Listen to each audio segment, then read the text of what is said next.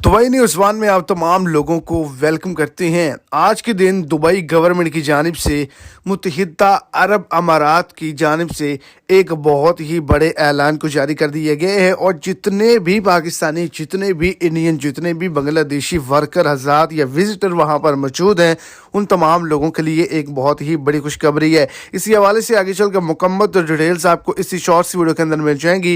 Video को and तक लाजमी तौर पर देखें और अगर इस चैनल पर आप फर्स्ट टाइम है तो लाजमी से चैनल को सब्सक्राइब कर दें, इस वीडियो को लाइक कर दें और अपने दोस्तों तक इसको ज़्यादा से ज़्यादा शेयर करें।